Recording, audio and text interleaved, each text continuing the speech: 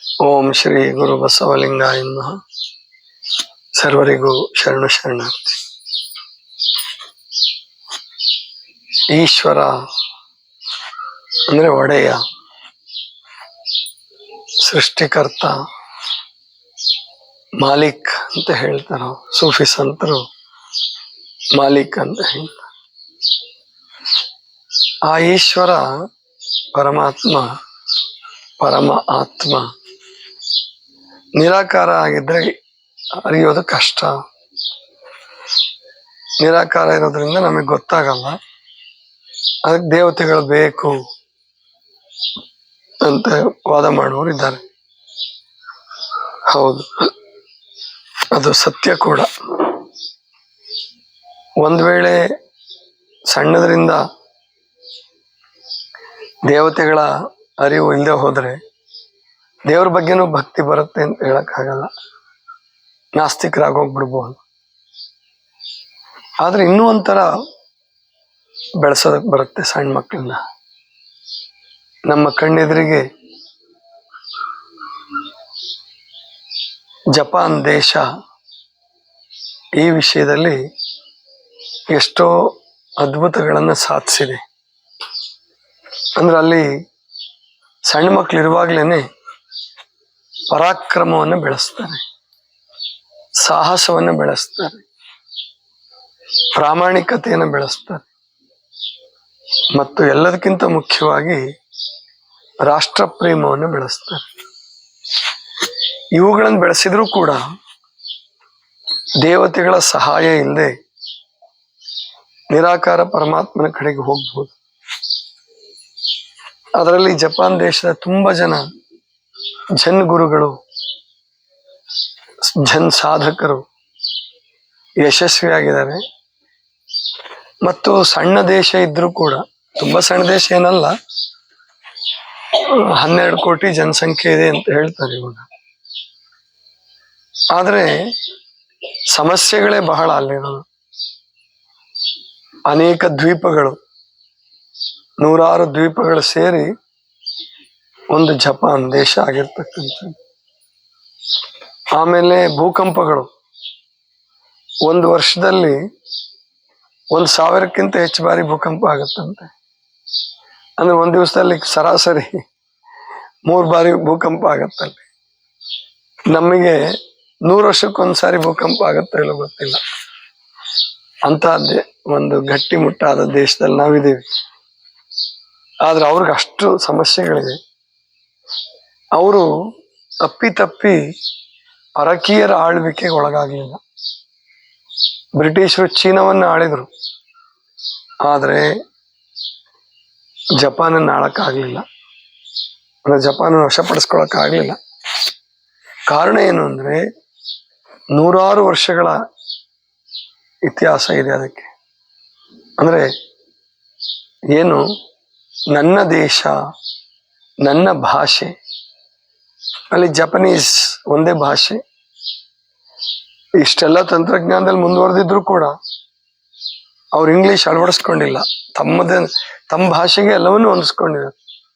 Computer ಹಿಡ್ಕೊಂಡು ಪ್ರತಿಯೊಂದು ರೋಬೋಟ್ವರೆಗೂ ಪ್ರತಿಯೊಂದನ್ನು ತಮಗೆ ಹೊಂದಿಸ್ಕೊಂಡಿದ್ದಾರೆ.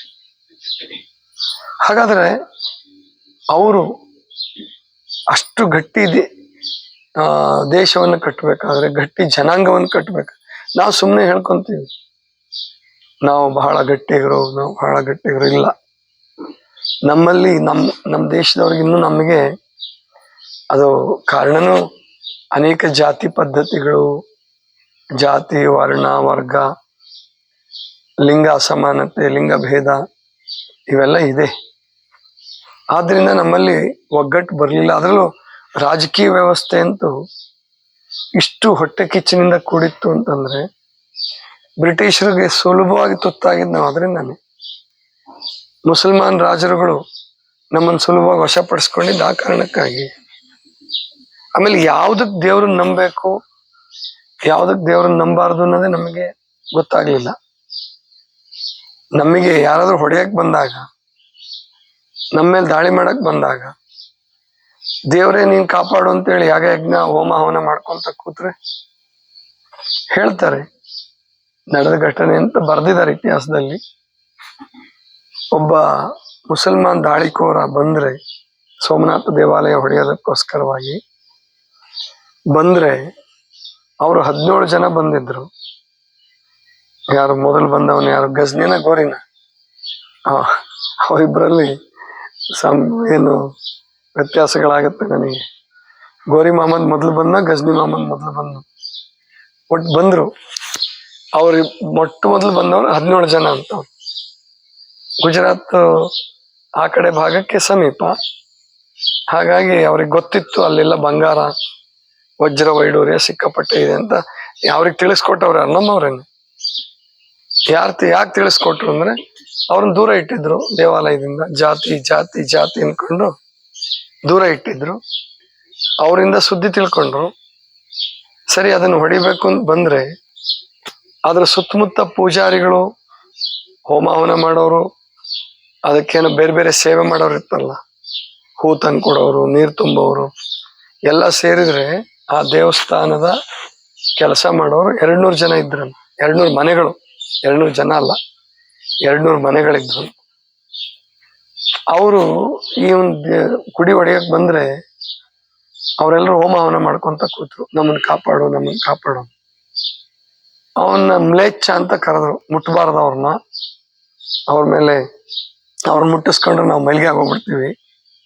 ಅವನೇನು ನೋಡ್ಲಿಲ್ಲ, ಗುಡಿ ಒಳಗಡೆ ನುಗ್ಗದ, ಎಲ್ಲನ್ನು ಹೊಡೆದ. ಅದು ಆ ಲಿಂಗ ಹೊಡಿಯಕ್ ಬರ್ತಿರ್ಲಿಲ್ವಂತೆ, ಅದನ್ನು ನಮ್ಮವ್ರೆ ಹೇಳ್ಕೊಟ್ರು ಅಂತ ಬರ್ತದೆ. ಅಂದ್ರೆ ಯಾರು ಅವಗಾಹನೆಗೆ ಒಳಗಾಗಿದ್ರಲ್ಲ, ಅವ್ರನ್ನ ಕೀಳು ಮಾಡಿದ್ರಲ್ಲ ಅಂತವ್ರೆ ಅದ್ರ ಗುಟ್ಟು ಬಿಟ್ಕೊಟ್ರು. ಎಲ್ಲ ಹೊಡೆದು ಬಡದು, ಕೆಲವ್ರನ್ನ ಕೊಂದು, ಕೆಲವ್ರನ್ನೆಲ್ಲ ಮತಾಂತರ ಮಾಡಿ, ಹೆಣ್ಮಕ್ಳ ಮೇಲೆ ಅನ್ಯಾಯ ಅತ್ಯಾಚಾರಗಳನ್ನ ಮಾಡಿ ನಮ್ಮ ದೇಶನ ಈ ರೀತಿಯಾಗಿ ವಶಪಡಿಸ್ಕೊಂಡ್ರು ಸುಲಭವಾಗಿ. ಕಾರಣ ಏನು? ನಮ್ಮಲ್ಲಿ ಯಾವಾಗ ಗಣಾಚಾರ ಮಾಡಬೇಕು, ಯಾವಾಗ ನಾವು ಹೋರಾಟಕ್ಕೆ ನಿಲ್ಬೇಕು ಅನ್ನೋದನ್ನೇ ನಿಮ್ ಕಲಿಸ್ಕೊಡ್ಲಿಲ್ಲ ಅಂತಂದ್ರೆ ನಿಮ್ದು ಎಂತ ವಿದ್ಯೆ? ಆ ವಿದ್ಯೆ ತಗೊಂಡು ಏನ್ ಮಾಡ್ಬೇಕು? ಮತ್ತು ನಮ್ಮ ಜನಾಂಗವನ್ನೇ ಇವಾಗ ನಾವೆಲ್ಲ ಒಂದು ಅಂತ ಹೇಳ್ತಾ ಇದ್ದೀರಾ.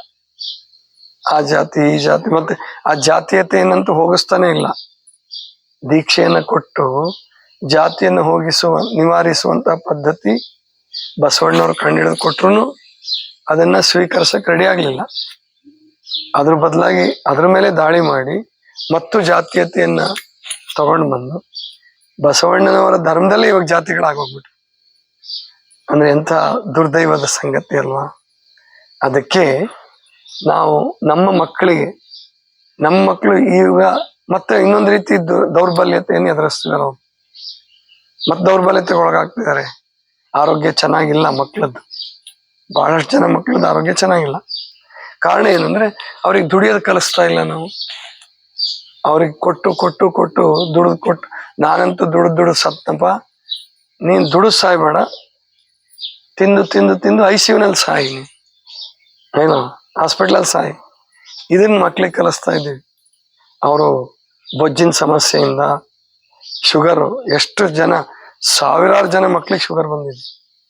ಯಾಕೆ ಬಂತು ಈ ತರ ಅಂದ್ರೆ ನಮಗೆ ನಿಜವಾಗಿ ಅಳವಡಿಸ್ಕೊಳ್ಳೋದು ಗೊತ್ತಿಲ್ಲ. ಮತ್ತು ನಮ್ಮ ಬಗ್ಗೆ ನಮಗೆ ಅಹಂಕಾರ ಇದೆ. ನಮ್ದು ಬಹಳ ಶ್ರೇಷ್ಠವಾದ ತತ್ವ, ನಮ್ದು ಬಹಳ ಶ್ರೇಷ್ಠವಾದ ದೇಶ. ಯಾಕೆ ಕಾಪಾಡಿದಾನೋ ಪರಮಾತ್ಮ ನಮಗೆ ಗೊತ್ತಿಲ್ಲ. ಮಹರ್ಷಿ ಅರವಿಂದರು ನಮ್ಮ ದೇಶದ ಬಗ್ಗೆ ಹೇಳುವಾಗ ಇದು ಪರಮಾತ್ಮನ ಲ್ಯಾಬೊರೇಟರಿ ಅಂತ ಬಳಸಿದ್ದಾರೆ. ಇದು ಪರಮಾತ್ಮನ ಪ್ರಯೋಗಶಾಲೆ. ಶಾಂತಿ, ಅಹಿಂಸೆ, ಸತ್ಯ ಮತ್ತು ಬೇರೆ ಬೇರೆ ಮೌಲ್ಯಗಳನ್ನ ಪ್ರತಿಪಾದನೆ ಮಾಡೋಕ್ಕೋಸ್ಕರ ಅಥವಾ ಅದರದ್ದು ಪ್ರಯೋಗ ಮಾಡೋಕ್ಕೋಸ್ಕರ ಪರಮಾತ್ಮ ನಮ್ಮ ದೇಶವನ್ನು ಉಪಯೋಗಿಸ್ಕೊಂಡಿದ್ದಾನೆ. ಈ ಸಂಸ್ಕೃತಿ ಹಾಳಾದ್ರೆ ನಮ್ಮ ದಿವ್ಯ ಸಂಸ್ಕೃತಿ, ಭವ್ಯ ಸಂಸ್ಕೃತಿ ಅಥವಾ ದೈವಿ ಸಂಸ್ಕೃತಿ ಅಂತ ಕರೆಯೋಣ, ಪರಮಾತ್ಮನನ್ನೇ ಪ್ರಮುಖವಾಗಿಟ್ಕೊಂಡು, ಮತ್ತು ಸಂಬಂಧಗಳು, ತಾಯಿ ತಂದೆ, ಈಗ ಜಪಾನ್ನಲ್ಲಿ ಸಂಬಂಧಗಳ ಸಮಸ್ಯೆ ಆಗಿದೆ. ಅಲ್ಲಿ ವೃದ್ಧರನ್ನ ನೋಡ್ಕೊಳ್ಳೋರಿಲ್ಲ. ಮಕ್ಕಳು ಮೊಮ್ಮಕ್ಕಳು ತಾಯಿ ತಂದೆಗಳನ್ನ ಅಜ್ಜಿನ ಬಿಟ್ಟು ಹೊರಟೋಗ್ಬಿಟ್ಟಿದ್ದಾರೆ, ಅಥವಾ ಮಕ್ಕಳೇ ಕಡಿಮೆ ಆಗಿದ್ದಾರೆ. ಆ ಸಮಸ್ಯೆ ಜಪಾನ್ನಲ್ಲಿ ಆಗಿದೆ. ಇನ್ನೊಂದು 25-50 ವರ್ಷಕ್ಕೆ ತುಂಬಾ ಸಮಸ್ಯೆ ಆಗ್ತದೆ ಅವ್ರಿಗೆ. ನಮ್ಮ ದೇಶದಲ್ಲಿ ಇನ್ನೂ ಸಂಬಂಧಗಳು ಉಳ್ಕೊಂಡಿದ್ದಾವೆ. ಇಷ್ಟೆಲ್ಲ ಕಷ್ಟಪಟ್ಟಿದ್ರು ಕೂಡ ಇನ್ನೂ ಸಂಬಂಧಗಳನ್ನ ಉಳಿಸ್ಕೊಂಡಿದ್ದೀರ. ತಾಯಿ ತಂದೆಗಳನ್ನ ಕೇಳಿಯೇ ಕೆಲಸ ಮಾಡಬೇಕು, ತಾಯಿ ತಂದೆಗಳ ಆಯ್ಕೆ ಮೇಲೇನೆ ಮದುವೆ ಮಾಡ್ಕೊಳ್ಬೇಕು, ಮತ್ತು ಕಷ್ಟ ಬರಲಿ ಸುಖ ಬರಲಿ ತಾಯಿ ತಂದೆಗಳ ಜೊತೆ ಅಜ್ಜ ಅಜ್ಜಿಯರ ಜೊತೆ ಬದುಕಬೇಕು. ಬಹಳ ಕಡಿಮೆ ಆಗ್ತಾ ಇದೆ, ಆದ್ರೆ ಇನ್ನೂ ಇದೆ, ನಮ್ಮಲ್ಲಿ ಉಳ್ಕೊಂಡಿದೆ. ಅದು ಉಳ್ಕೋಬೇಕು, ಆ ಸಂಬಂಧಗಳು ಉಳ್ಕೋಬೇಕು. ಅದಕ್ಕೆ ನಾವು ನಮ್ಮ ಹಳೆಯ ಸಂಸ್ಕೃತಿಯ ತಪ್ಪುಗಳನ್ನು ಅರ್ಥ ಮಾಡಿಕೊಂಡು, ನಮ್ಮ ಹಿರಿಕರ ತಪ್ಪುಗಳನ್ನು ಅರ್ಥ ಮಾಡಿಕೊಂಡು, ಮುಂದೆ ನಮ್ಮ ಏನು ಈ ಜಪಾಂತರನೂ ನಾವು ಕಟ್ಟಕ್ಕಾಗಲ್ಲ ನಮ್ಮ ದೇಶವನ್ನ. ಯಾಕಂದ್ರೆ ನಮ್ದು ಒಂದೇ ಭಾಷೆ ಅಲ್ಲ, ಒಂದೇ ಜನಾಂಗ ಅಲ್ಲ, ಒಂದೇ ಪದ್ಧತಿ ಅಲ್ಲ. ಆದ್ರಿಂದ ಜಪಾನ್ ಮಾದರಿನೂ ನಮ್ಗಾಗೋದಿಲ್ಲ, ಆಮೇಲಿಂದ ಇಸ್ರೇಲ್ ಮಾದರಿನೂ ನಮ್ಗಾಗೋದಿಲ್ಲ. ಹಾಗಾದ್ರೆ ನಮ್ಮ ದೇಶವನ್ನು ನಾವು ಕಟ್ಟಬೇಕಾದ್ದು ಇವಾಗ ದೇವರ ಆಧಾರದ ಮೇಲೆ ಕಟ್ಟಬೇಕು, ದೈವತ್ವದ ಆಧಾರದ ಮೇಲೆ, ಧ್ಯಾನದ ಆಧಾರದ ಮೇಲೆ, ಆಧ್ಯಾತ್ಮಿಕ ಮೌಲ್ಯಗಳ ಆಧಾರದ ಮೇಲೆ ನಮ್ಮ ದೇಶವನ್ನು ಕಟ್ಟಬೇಕು. ಹಾಗೆ ಕಟ್ಟಬೇಕಾದ್ರೆ ಏನ್ ಮಾಡ್ಬೇಕು ಅಂದ್ರೆ, ದೇವರನ್ನ ಮಕ್ಕಳ ಮುಂದೆ ಇಡಬೇಕು ನಿಜ, ಮೂರ್ತಿಗಳನ್ನು ಇಡಬಾರ್ದು. ಆ ಮೂರ್ತಿಗಳ ಜಾಗದಲ್ಲಿ, ಅದಕ್ಕೂ ನಮ್ಮ ಋಷಿಗಳೇ ಹೇಳ್ಕೊಟ್ಟಿದ್ದಾರೆ, ಮಾತೃದೇವೋ ಭವ, ಪಿತೃದೇವೋ ಭವ, ಆಚಾರ್ಯ ದೇವೋ ಭವ, ಅತಿಥಿ ದೇವೋ ಭವ. ಅದಕ್ಕೆ ವಿವೇಕಾನಂದರು ಇನ್ನೊಂದೆರಡು ಮಾತುಗಳನ್ನು ಸೇರಿಸಿದ್ರು. ರಾಷ್ಟ್ರ ದೇವೋ ಭವ, ದರಿದ್ರ ದೇವೋ ಭವ ಅಂತ ಹೇಳಿ ಇನ್ನೂ 2 ಮಾತುಗಳನ್ನು ಸೇರಿಸಿದ್ರು. ಅಂದ್ರೆ ರಾಷ್ಟ್ರವನ್ನೇ ದೇವರು ಅಂತ ತಿಳ್ಕೊಳ್ಳಿ, ದರಿದ್ರರನ್ನ ಅಂದ್ರೆ ಯಾರಿಗೆ ಅಗತ್ಯ ಇದೆ, ರೋಗಿಗಳು, ಬಡವರು, ದೀನರು, ದಲಿತರು, ಎಲ್ಲ ಕಾಲಕ್ಕೂ ಇದ್ದೇ ಇರ್ತಾರೆ, ಎಲ್ಲ ಕಾಲಕ್ಕೂ ಇರ್ತಾರೆ. ಅವರಲ್ಲಿ ದೇವರನ್ನ ಕಾಣ್ರಿ. ದೇಶವನ್ನೇ ದೇವರು ಅಂತ ತಿಳ್ಕೊಂಡಾಗ ಆ ದೇಶದ ಸಮಸ್ತ ನಾಗರಿಕರು ದೇವರ ಅಂಶ ಅಂತ ನಾವು ಕಾಣಬೇಕಾಗುತ್ತೆ. ಆವಾಗ ಯಾವ ಭೇದಗಳು, ನಮ್ಮಲ್ಲಿ ಹೊಡೆದಾಟಗಳು ಬರಲ್ಲ, ಕಿತ್ತಾಟಗಳು ಬರಲ್ಲ. ನಿಮ್ಮ ಧರ್ಮ, ನಿಮ್ಮ ಸಂಸ್ಕೃತಿ, ನಿಮ್ಮ ಪೂಜೆ, ನಿಮ್ಮ ಪದ್ಧತಿಗಳು, ನಿಮ್ಮ ದೈವಿ ಏನು ಮೂರ್ತಿಗಳು, ಇವೆಲ್ಲ ನಿಮ್ಮ ಮನೆಗಳಲ್ಲಿ ಇರಲಿ, ನಿಮ್ಮ ಗುಡಿಗಳಲ್ಲಿರಲಿ, ನಿಮ್ಮ ಮಠಗಳಲ್ಲಿರಲಿ. ನಾವು ಸ್ವಾತಂತ್ರ್ಯ ದಿನಾಚರಣೆ ಮತ್ತು ಗಣರಾಜ್ಯೋತ್ಸವ ಈ 2 ಹಬ್ಬಗಳನ್ನ ಪ್ರಮುಖವಾಗಿ ಇಟ್ಕೊಳ್ಬೇಕು, ಅದನ್ನು ಬಹಳ ಮುಖ್ಯವಾಗಿ ಇಟ್ಕೊಳ್ಬೇಕು.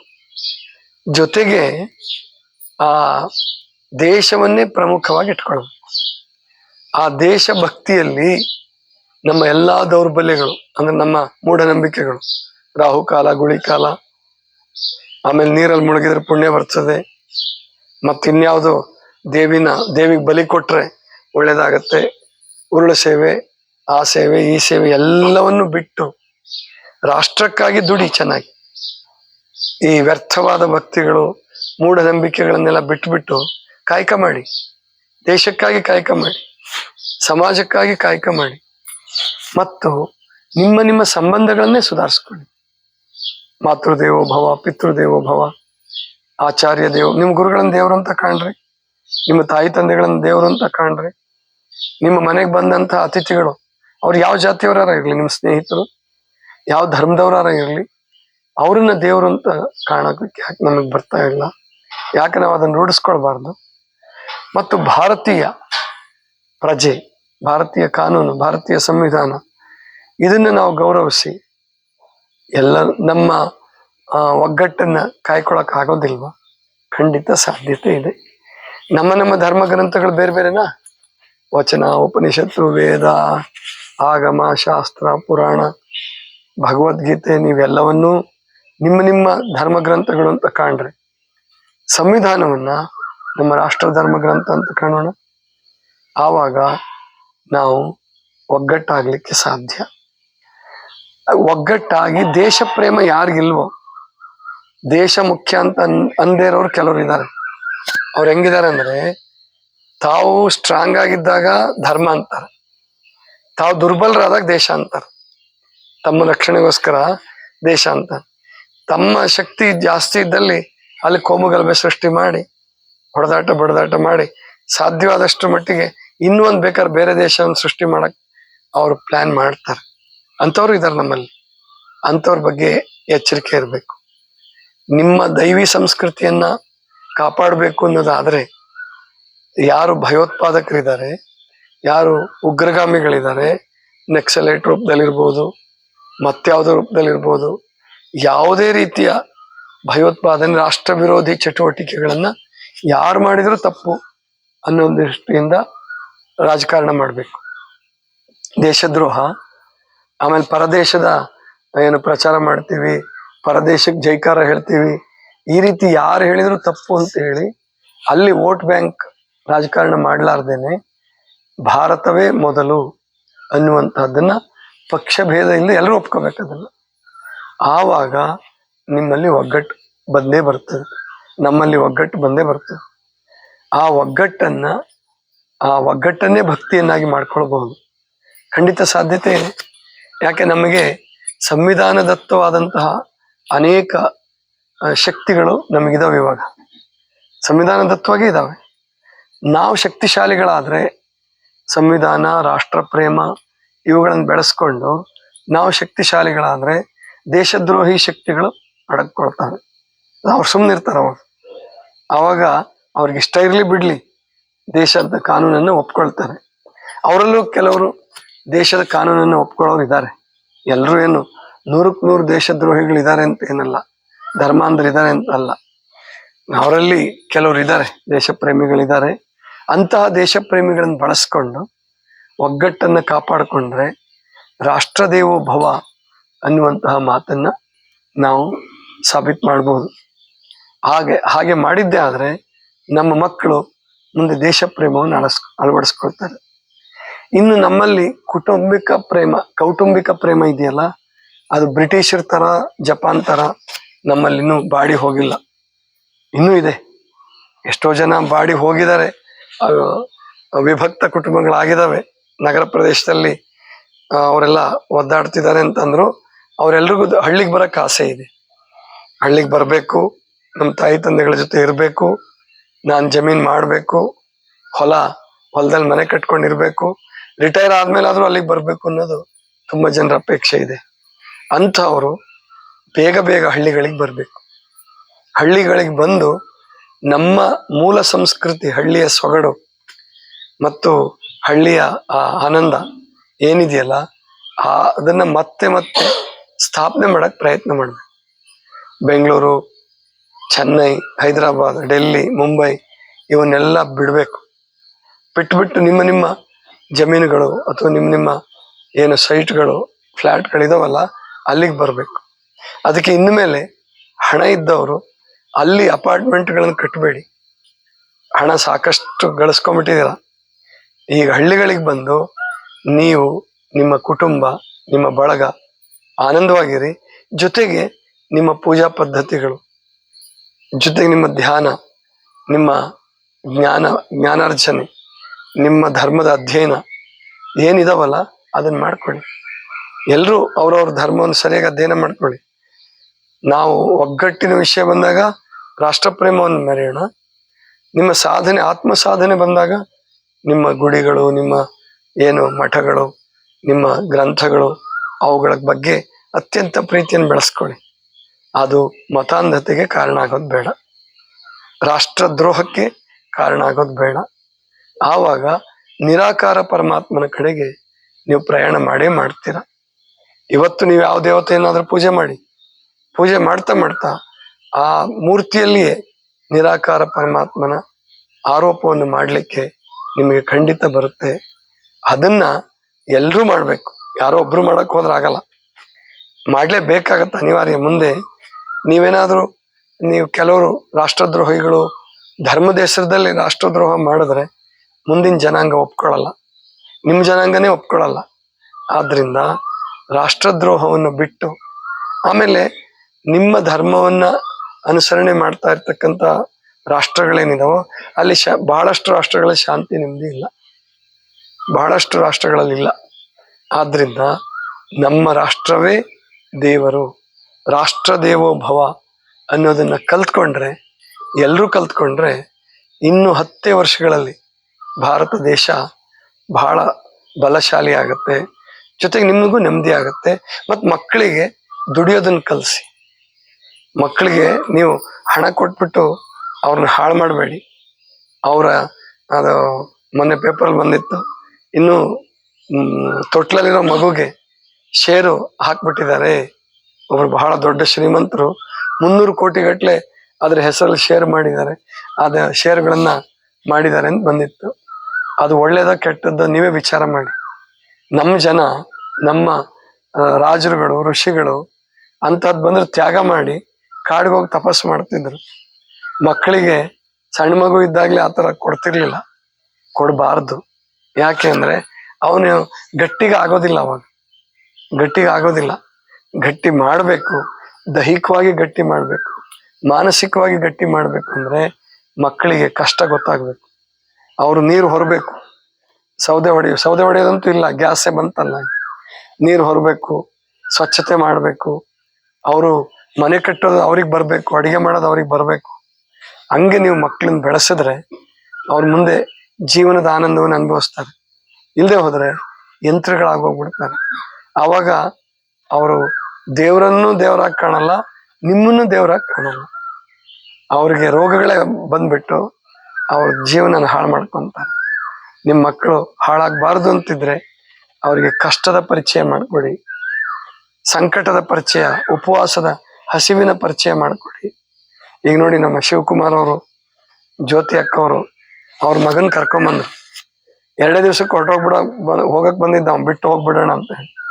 3 ದಿವ್ಸ ಉಪವಾಸ ಮಾಡಿ ಹೋಗ್ತೀನಿ ಅಂದ. ನಾನು ಜವಾಬ್ದಾರಿ ತಗೊಳಲ್ಲಪ್ಪ ಅಂದೆ. ತನಗೆ ನೀನು ಹೋಗು, ನಾನು ಜವಾಬ್ದಾರಿ ತಗೊಳಲ್ಲ ಅಂದೆ.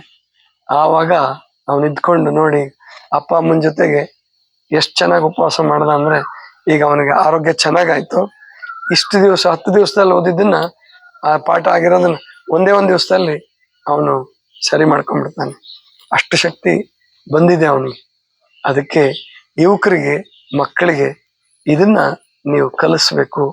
ಅಂದ್ರೆ ಮಾತ್ರ ಅವರಿಗೆ ಜೀವನದ ಸುಖ. ಇಲ್ಲದೆ ಹೋದ್ರೆ ಅವಕ್ಕೆ